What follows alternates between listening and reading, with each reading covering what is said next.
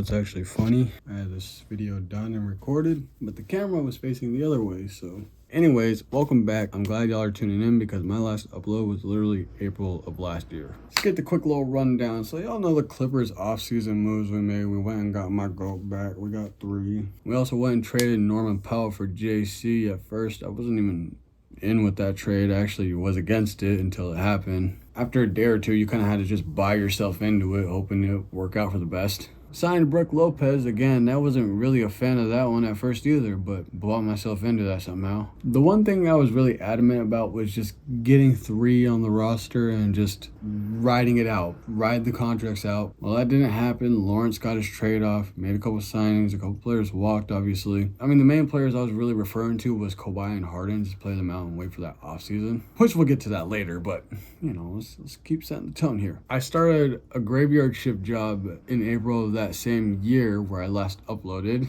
last year. Well, and let's just say this, since August till now, it's been physically and mentally taxing to where it's just like I'm worn out. But throughout July and August and September, what kept me going was Clippers basketball. I actually can't wear this all the way through. I just don't have it in me. I don't know, I've been disappointed with the franchise. We've been ass. My GOAT stopped getting playing time. I stopped checking for games, really. That last game he played, I didn't even watch against the Heat. No, I was tired, dude. So we go to the night of that shift, and things have just been feeling off for the last week and a half, I'll be honest. Work wasn't getting any better, like my boss was getting on my ass. That's something I don't really need to get into. I see my brother's text saying, have you seen CP3's IG story? So I go on to see the Lob City post. I actually left a comment on there if you guys want to go see it. And then I go on to see that CP3 also posted that he's being sent home. I don't really have the emotion to go back as mad as I was in that last recording, but oh man. I went from happy to sad, dude. Not happy. I went from emotional to upset, frustrated, furious. And then Lawrence went out to put out that bullshit statement saying, hey, we love Chris and we know the history Chris has had here. We love what he's done, but we just knew it wasn't the right fit. And we're not scapegoating him, but we are. Bye. It's terrible. It's horrible. It's disgusting, slimy, all the things negative you could say. But on top of that, you didn't even want to address the media in person. You did it via a Zoom call. And to be honest, I've been wanting Lawrence gone for the longest. Treated Blake terrible. Shipped him off to Detroit. Lou Williams got told to relax. He's not getting traded. Later, he was an Atlanta Hawk. He said that himself. Y'all went and got John Wall when Isaiah Hartenstein wanted to take a pay cut. I don't know what y'all were thinking there. You know what? Get Frank out of here. Get Lawrence out of here. You're done, bro. I've been done with you.